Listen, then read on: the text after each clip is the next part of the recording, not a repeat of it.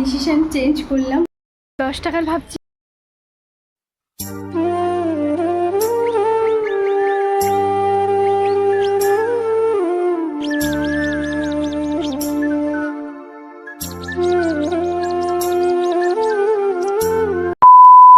নমস্কার, কেমন আছো সবাই? আশা করছি সবাই অনেক ভালো আছো, সুস্থ আছো। আমার নতুন একটা ভিডিওতে তোমাদের সকলকে জানাই অনেক স্বাগত। আজকের ব্লগটা অনেকটা দেরি করেই তোমার শুরু করেছি। আশা করছি আজকের এই ব্লগটা দেখতে তোমাদের সবার অনেক ভালো লাগবে। তো এখানে তোমাদের দাদাভাইকে বলেছিলাম আগের দিন কিছু বড় বড় লঙ্কাগুলো নিয়ে আসবে, তো একটু ঝাল ঝাল দেখে, কারণ আচার বানাবো। তোমাদের দাদাভাই না রুটির সঙ্গে ভাতের সঙ্গে কাঁচা লঙ্কার আচার বলো বা যে কোনো আচার খেতে কিন্তু ভীষণ পরিমাণে ভালোবাসে। ভাবলাম আচারগুলো বানিয়ে তোমার রেখে দেবো, তবে আজকে বানাবো না, ভাবছি কালকে বানাবো। যখন বানাবো অবশ্যই তোমাদের সঙ্গে শেয়ার তো করব।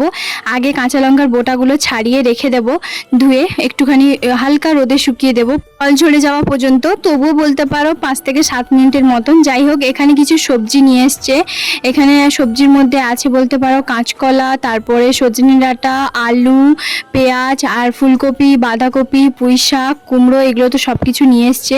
আজকে তোমাদের দাদাভাই কিন্তু সবজিগুলো কাটছে। এই যে দেখো বসে পড়েছে সবজিগুলো কাটতে। আমি এখানে বসে বসে মায়ের সঙ্গে কথা বলছিলাম। আর এই যে দেখতে পাচ্ছ এখানে কিন্তু তোমাদের দাদাভাই বললো পুঁই শাক দিয়ে আলু কুমড়ো দিয়ে একটা ঘন্ট বানাও আর একটুখানি শুক্তো করো। তবে আজকের ব্লগটা কিন্তু বৃহস্পতিবার, আর বৃহস্পতিবার মানেই তোমাদের দাদাভাই সকালবেলা থেকেই রুমেই থাকে, বিকেলবেলা 4টের সময় ডিউটি যায়, সেই আসবে রাত 12টার সময়।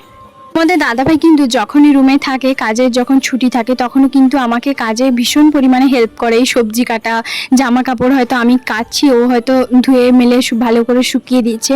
তো এগুলো কিন্তু ও করে দেয় যতটা পারে, ওকে বলতে হয় না।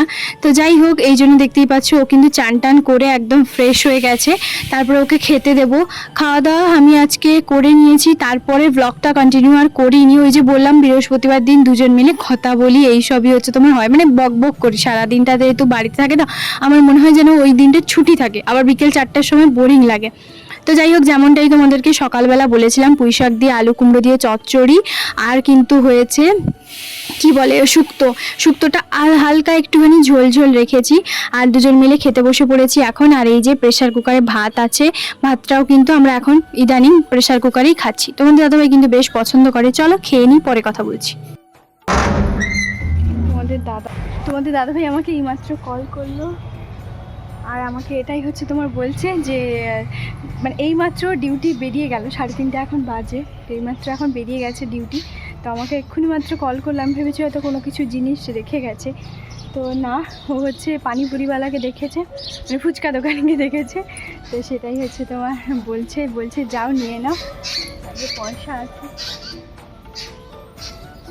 তো ওই জন্য দাঁড়িয়ে আছি, দেখছি। এটাতে বিশাল বড় একটা বট গাছ আছে না, সেই বট গাছের কাছেই ওই পানিপুরি মানে ফুচকা দোকানই তোমার বাড়ি।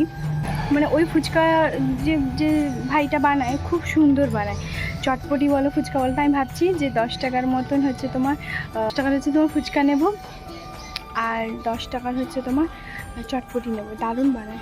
এই ওপর থেকেই ভাবছি ব্যাগ দিয়ে নিয়ে নেব।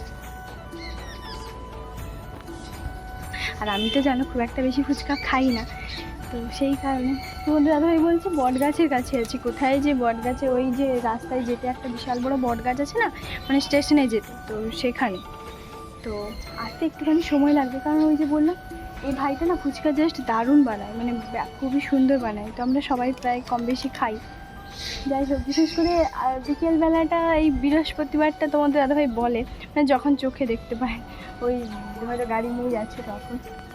প্রায় 5 মিনিট দাঁড়ানোর পরে ফাইনালি এসছে। আমি আরেকটু হলে মানে ঘরের মধ্যে ঢুকে যেতাম। আমি ভাবলাম আসবে কি আসবে না তার কোনো ঠিক নেই। ফাইনালি আসছে, তারা দেখাচ্ছি তোমাদের। ফাইনালি 5 মিনিট দাঁড়ানোর পরে এই যে দেখতে পাচ্ছ ফুচকা দোকানি আসছে। তবুও এখন 2-3টে বিল্ডিংয়ের পরে আছে। তো যাই হোক, ভাবছি যে নিচেই যাব। ডিসিশন চেঞ্জ করলাম, 20 টাকার ফুচকা নেবো আর 10 টাকার চুরমুর নেব।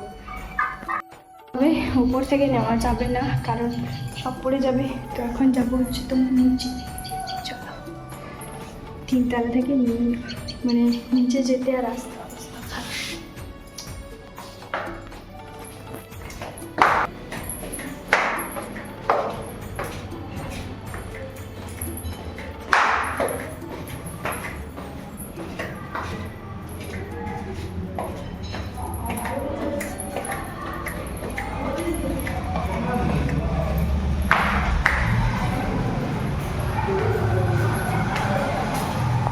আমি তোমাদেরকে সবসময় বলতাম না যে আমাদের রুমের একদম সাইডে, বলতে পারো একদম সাইডে, তো ওদের বাড়িতে ফুচকা দোকান ছিল, তবে এই 1 মাস হলো মানে ফুচকা দোকান বন্ধ করে দিয়েছে, মানে বিক্রি করে দিয়েছে। তো যাই হোক, সেই কারণে এখন আর সবসময় খাওয়া হয় না।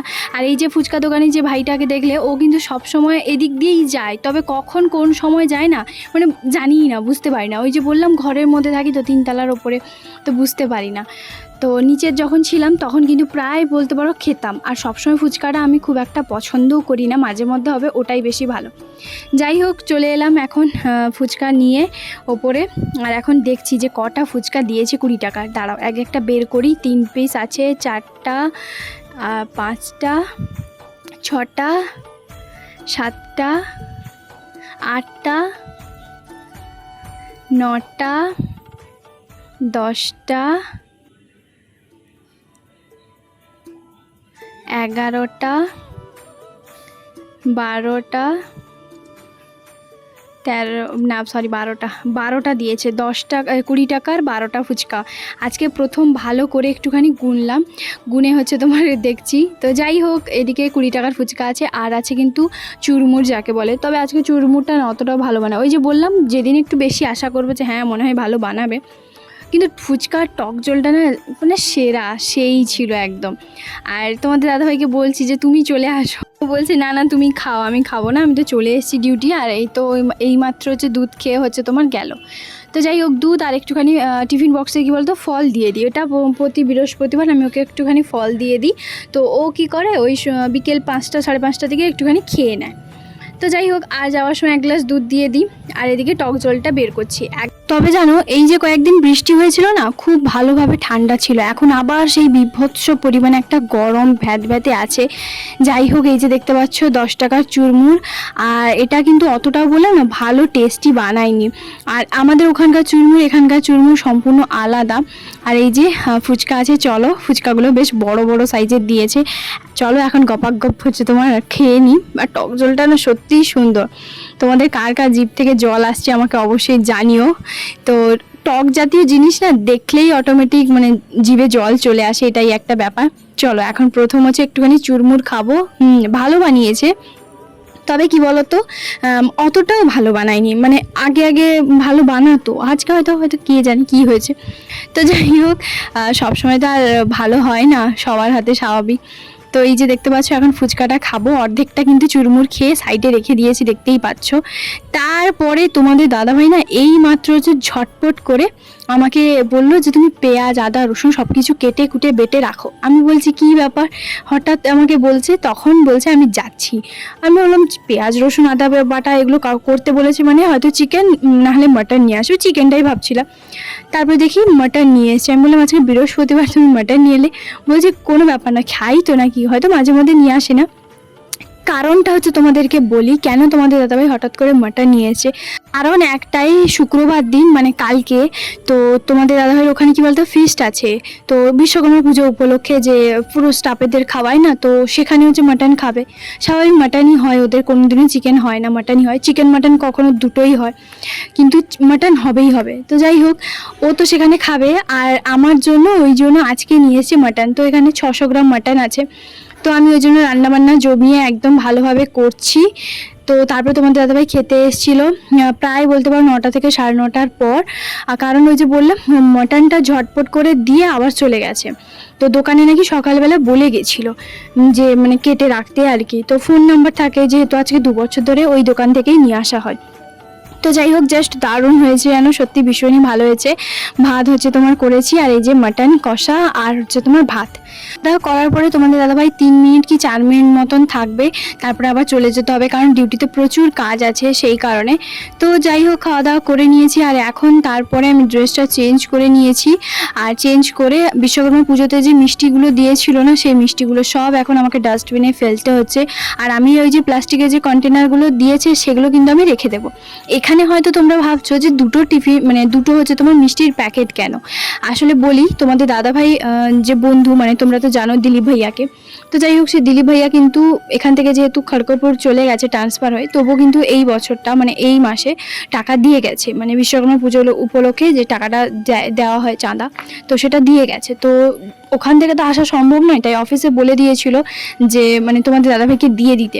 তারপরে তোমাদের দাদাভাই বলেছিল যে স্টাফেদের মধ্যে সবাইকে দিয়ে দে, বলছে না না তুই নিয়ে যা। তো যাই হোক, সেই কারণে তোমাদের দাদাভাই নিয়ে এসেছিলো, কিন্তু বিশ্বাস করো ওখান থেকে লাড্ডু 2 পিস খাওয়া হয়েছে আর একটা কালো জাম খেয়েছি, আর সব মিষ্টি পুরো বেকার ডাস্টবিনে ফেলতে হয়েছে। ওই যে বললাম আমরা দুজনই কেউই মিষ্টি পছন্দ করি না, ফেলতেও না একটা খারাপ লাগে, আর কাউকে যে দেবো সেরকম মতো হয় না, তাই না? বাড়ির আশেপাশে সেরকম রুমে যে কাউকে দেবো সেরকমটাও হয় না, স্বাভাবিক, কারণ খারাপ ভাববে তাই না, যে আমরা হয়তো খাই না বলে ওদেরকে দিয়ে দিচ্ছে। তো সেই কারণে হচ্ছে তোমার দিতেও কাউকে পাচ্ছি না। তারপরে তোমাদের দাদাভাই কিন্তু সকালবেলা আজকে যখন মার্কেটে গেছিলো তখন কিন্তু মল থেকে এই যে 2টো প্যান্ট নিয়ে এসছে, হাফ প্যান্টগুলো, এগুলো বাড়িতে পরার জন্য, কারণ ওই 2টো প্যান্ট একটু ছোট, এগুলো একদম ঠিকঠাক পারফেক্ট। দুর্গাপুজো বলতে পারো আর মাত্র কটা দিন হাতে গোনা, আর আমরা বাড়ি যাব কি যাব না সেটা আমি তোমাদের সঙ্গে কালকের ব্লগে শেয়ার করে দেবো। আর এই যে তারপরে তোমাদের দাদাভাই তো ডিউটি চলে গেছে, তার মাঝখানে আমি কি করেছি বলো তো, যেহেতু রাত 12টা পর্যন্ত আমাকে তো জেগেই থাকতে হবে, কখনো আমি ঘুমিয়ে যাই, হয়তো দরজাটা খুলে দিই, ঝটপট তোমাদের দাদাভাই চলে আসে। তো যাই হোক, এদিকে দেখতে পাচ্ছ আমি বাসনপত্রগুলো নিচে যেগুলো থাকে মানে সব কিছু সুন্দর করে এইভাবে কিন্তু রাতে আমি গুছিয়ে পরিপাটি করে রাখি, কারণ বলা হয় যে মা লক্ষ্মী কিন্তু রাতে রান্নাঘর থেকেই কিন্তু প্রবেশ করে। তো যাই হোক, সেই কারণে আমার সবসময় ভালো লাগে যে রান্নাঘরটাকে সুন্দর করে রাতে পরিষ্কার পরিচ্ছন্ন করে রাখি। এমনিতেও আমার সবসময় রান্নাঘর খুবই পরিষ্কারভাবে থাকে। তো যাই হোক, আর বিশেষ করে কি বলতো, আমাদের রুমের সামনে দিয়েই হচ্ছে রান্নাঘর থেকে যেতে হয় আসতে হয়, তো সেই কারণে কি বলতো আরও আমাকে খুব সুন্দর করে রাখতে হয়। ওই সাইডে যে দেখতে পাচ্ছ একটা গামলার মতন আছে প্লাস্টিকের, ওর মধ্যে কয়েকটা যে বাসনগুলো ওই মানে আজকে যেগুলো ওখানে ধুয়েছিলাম সেগুলো রেখে দিয়েছে, সেগুলো ভেজা আছে বলে ওই সাইডে রাখছি না। এদিকে দেখতে পাচ্ছ গ্যাস থেকে শুরু করে বেসিনে কোনো কিন্তু আমার বাসনপত্র কখনোই থাকে না, খুব যদি অসুবিধা হয় শরীর তখনই একমাত্র রাখি।